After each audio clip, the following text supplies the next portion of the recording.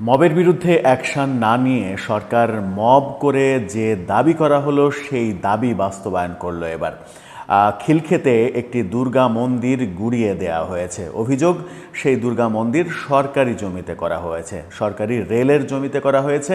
এই অভিযোগে বুলডোজার দিয়ে দুর্গা মন্দির গুড়িয়ে দেওয়া হলো এবং সেখানে প্রতিমা সহ গুড়িয়ে দেওয়া হলো। এতে ব্যাপক প্রতিবাদ শুরু হয়েছে, সামাজিক যোগাযোগ মাধ্যমে ব্যাপক লেখালেখি শুরু হয়েছে এবং এটা যে আজকের মধ্যেই আন্তর্জাতিক পর্যায়ে ব্যাপকভাবে সরকারের দিকে সমালোচনার তীর হিসেবে আসবে এটা বলাই বাহুল্য। যদিও এখন পর্যন্ত বাংলাদেশের কোনো প্রতিষ্ঠিত গণমাধ্যমকে, এই ভিডিও যখন করছি তখন পর্যন্ত বাংলাদেশের কোনো প্রতিষ্ঠিত গণমাধ্যমকে এই বুলডোজার দিয়ে গুড়িয়ে দেওয়ার খবরটা দিতে দেখা যায়নি। কিন্তু এই বুলডোজার দিয়ে গুড়িয়ে দেওয়ার ভিডিও, স্থিরচিত্র সহ সমস্ত বাস্তবতা প্রকাশিত হয়ে গেছে। এমনকি এটা ভাঙার সরকারি যে আদেশনামা, রেলওয়ে কর্তৃপক্ষের যে আদেশনামা, সেই কাগজও সামনে চলে এসেছে। সরকার আদতে কি করছে? হিন্দুদের মন্দির গুড়িয়ে দিয়ে সরকার কি বার্তা দিচ্ছে? যদি এটা অবৈধ জায়গাতেই হতো, যদি এটা সরকারি জায়গা, অবৈধ জায়গা তো না, এটা সরকারি জায়গাতেই হয়, তাহলে সরকার তো এটার একটা বিহিত ব্যবস্থা করতে পারত। সরকার যদি এই মন্দির অন্য জায়গায় স্থাপন করার ব্যবস্থা করার চিন্তা করত, তাহলে সেটা সম্মানের সহিত সবার অগোচরে কাজটা হিন্দু ধর্মাবলম্বীদের সঙ্গে আলোচনা করে একটা বিহিত ব্যবস্থা করতে পারত। মন্দির বুলডোজার নিয়ে এসে গুড়িয়ে দেয়া, প্রতিমা সহ গুড়িয়ে একেবারে ফেলে দেয়া, এটার মাধ্যমে প্রমাণিত হয় যে একদিন আগে, 2 দিন আগে যে মব তৈরি হয়েছিল খিলক্ষেত এলাকায়, সেই মবের দাবি সরকার এবার বাস্তবায়ন করলো। কি হলো সেখানে, সেই আলোচনা করবে এই ভিডিও। দর্শক, পলিটিক্স টিভির নিয়মিত ভিডিওগুলো স্পন্সর করছে প্রজাপতি.টিভি, নতুন ওটিটি প্ল্যাটফর্ম। আপনারা চাইলে ইউটিউবে, ফেসবুকে, ইনস্টাগ্রামে, টিকটকে দেখে নিতে পারেন। ডিসক্রিপশন বক্সে লিঙ্ক দেওয়া থাকবে, সেখান থেকেও আপনারা দেখে নিতে পারেন প্রজাপতির কার্যক্রম। চলে যাচ্ছি মূল ভিডিওতে। বলছিলাম, খিলক্ষেত এলাকায় রেল লাইনের পাশে একটি মন্দির, দুর্গা মন্দির ভেঙে দেয়া হয়েছে, এমন ভিডিও চিত্র সামনে এসেছে।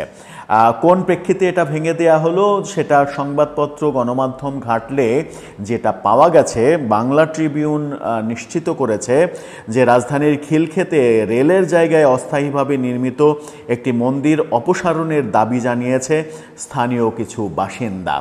অর্থাৎ কিছু বাসিন্দার তথাকথিত যে তৌহিদি জনতার সাইনবোর্ডে এই কাজগুলো করা হয়, সেই কাজটাই এখানেও করা হয়েছে। গত সোমবার 23 তারিখ রাতে একটি মিছিল থেকে এই দাবি জানানো হয়। মঙ্গলবার বেলা 12টার মধ্যে মন্দির সরিয়ে নেওয়ার আলটিমেটাম দেওয়া হয়, নতুবা সেখানে মব সৃষ্টি করা হবে এমন হুমকি দেওয়া হয়। পুলিশ, সেখানকার স্থানীয় পুলিশ এই ব্যাপারে বলেন যে তাদের সঙ্গে আলোচনা হয়েছে, রেলের সঙ্গে তারা আলোচনা করবে, রেল এই ব্যাপারে পদক্ষেপ নেবে। এরকম মানে হচ্ছে যে যারা এই মবটা তৈরি করলো, মবটা করার চেষ্টা করলো এবং মন্দির ভেঙে ফেলার ঔদ্ধত্য প্রকাশ করলো, তাদের বিরুদ্ধে কোনো অ্যাকশান না নিয়ে রেল কর্তৃপক্ষ যেটা করলো সেটা হচ্ছে যে, আপনারা দেখে নিতে পারেন, রেল কর্তৃপক্ষ একটা চিঠি ইস্যু করেছে, এই মন্দির অপসারণের চিঠি। সেই চিঠির মাধ্যমে আজকে সেই মন্দির বুলডোজার দিয়ে গুড়িয়ে দেয়া হলো। বুলডোজার দিয়ে কিভাবে মন্দিরটা গুড়িয়ে দেওয়া হলো সেই ভিডিও চিত্রটা আপনারা একটু দেখে নেন কিছু অংশ।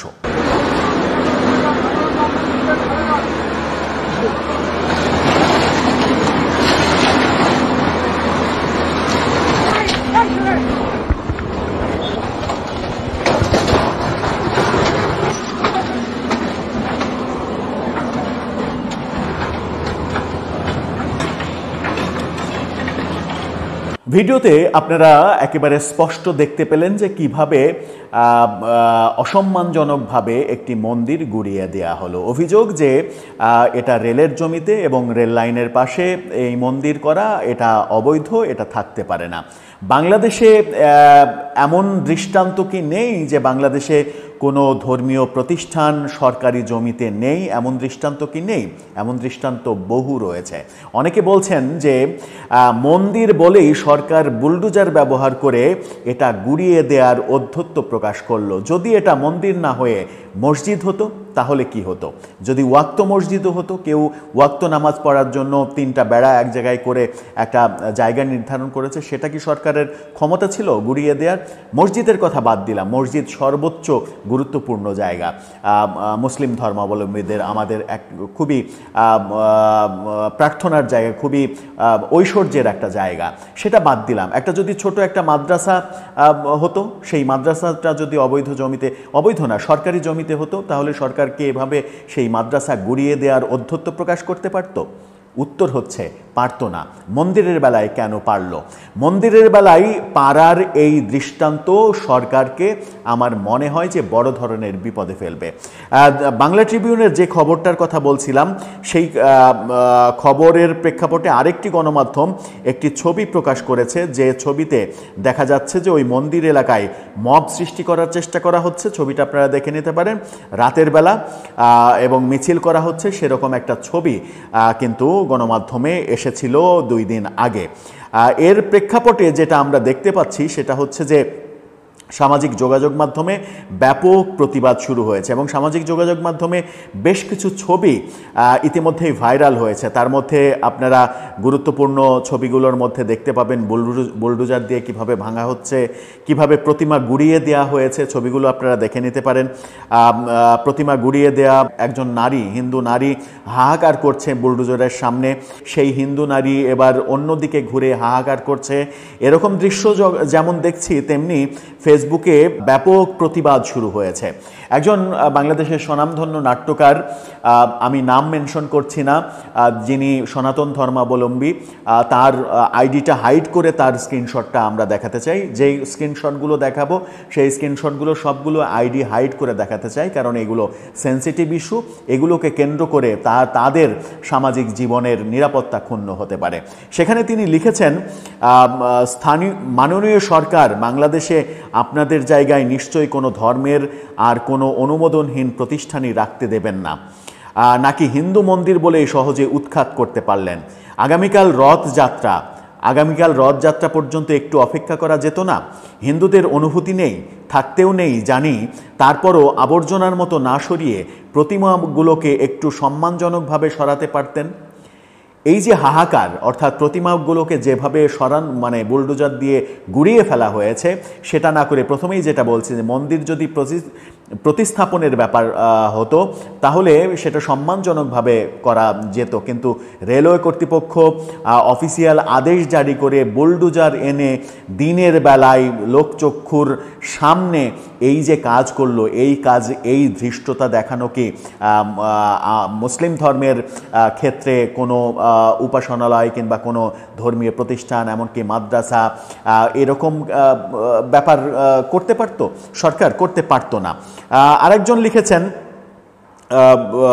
আরেকজন সনাতন ধর্মাবলম্বী, তিনি লিখেছেন, বাংলাদেশের ইতিহাসে প্রায় 10 লক্ষ একর অর্পিত সম্পত্তি রাষ্ট্রীয় ও সংখ্যাগুরু গোষ্ঠীর দখলে।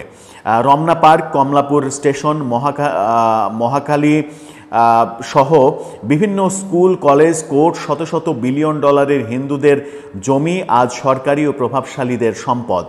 এরপরও শান্তি নেই। আজ খিলক্ষেত দুর্গা মন্দির ভেঙে দেওয়া হয়েছে প্রশাসনের হাতে। সরকার যদি অবৈধ স্থাপনা সরাতে চায় সেটা আইনি প্রক্রিয়ার মাধ্যমে মধ্য দিয়ে করতে পারে, কিন্তু মন্দির ভাঙা, প্রতিমা মাটিতে ফেলে অবমাননা, এটা কি আইনের কাজ না ধর্মীয় নিপীড়ন? এই রাষ্ট্র হিন্দুদের প্রতি কি বার্তা দিচ্ছে?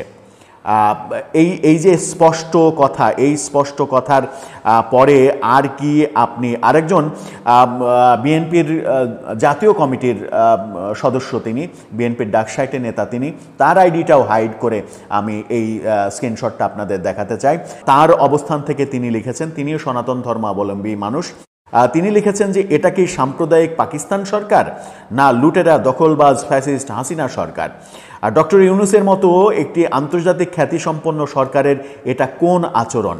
এটাই সকল ধর্মের সমান অধিকার, যেখানে সরকারি জায়গায় মসজিদ নির্মাণ হয় সুরক্ষা দেয় রাষ্ট্র, সরকারি জায়গায় মন্দির নির্মাণ হয় ভাঙতে রাষ্ট্র বুলডোজার পাঠায়। অর্থাৎ রাষ্ট্রীয় মদদে, রাষ্ট্রীয় পৃষ্ঠপোষকতায়, রাষ্ট্রীয় সিদ্ধান্তে বুলডোজার দিয়ে যেভাবে মন্দির গুড়িয়ে দেয়া হলো, সেই কর্ম রাষ্ট্র কি ভেবেচিন্তে করেছে, নাকি রেলওয়ের কিছু উচ্ছৃঙ্খল লোকজন এটা সরকারের অগোচরেই করেছে? যদি কেন্দ্রীয় সরকারের অগোচরে এটা হয়ে থাকে, তাহলে রেলওয়ে কর্তৃপক্ষর যে সকল অফিসার এর সঙ্গে জড়িত, এই মানে অনুমতিপত্র, এই যে বুলডোজার নিয়ে এসে অপসারণ করার এই যে চিঠি জারি করেছে যারা, এবং এই কাজ যারা করেছে, তা এর সঙ্গে সংশ্লিষ্ট সকলকে আইনের আওতায় এনে সনাতন ধর্মাবলম্বীদের কাছে ক্ষমা চেয়ে সেই মন্দির পুনঃস্থাপন করে এর একটা আপাত, নাই মামার চেয়ে কানা মামা ভালো, এরকম প্রবাদ আছে না, আপাত একটা অবসান যদি না ঘটাতে চায় সরকার, তাহলে সরকার আন্তর্জাতিকভাবে এই ঘটনার জের ধরে বড় ধরনের বিপদের সম্মুখীন হতে পারে। সরকার নিশ্চয়ই সেই পথে হাঁটবে না। আর সরকারের মধ্যে লুকিয়ে থাকা এই ধরনের জঙ্গি গাড়লরা যে কাজ করছে, এই কাজে সরকার বিপদে পড়লে সেটা সরকারের জন্য ভালো কিছু হবে না। তাই সরকারের উচিত এখনই এই ব্যাপারে বিহিত ব্যবস্থা নেওয়া এবং এর পেছনে যারা দায়ী তাদের বিরুদ্ধে শাস্তিমূলক ব্যবস্থা নেওয়া। দর্শক, আপনার কি মনে হয় কোন পথে আমরা এগোচ্ছি?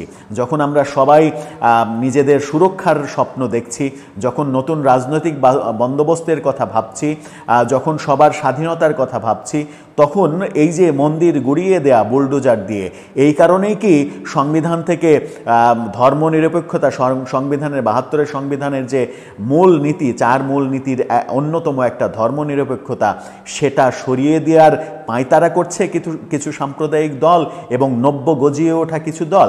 এই রাজনৈতিক বন্দোবস্ত প্রতিষ্ঠা করার জন্যই, যেটা সংবিধান পরিবর্তনের আগেই তারা বাস্তবায়ন শুরু করেছে বুলডোজার দিয়ে। কি হতে চলেছে সামনের দেশে? আপনার মতামত জানিয়ে লিখতে পারেন আমাদের কমেন্ট বক্সে।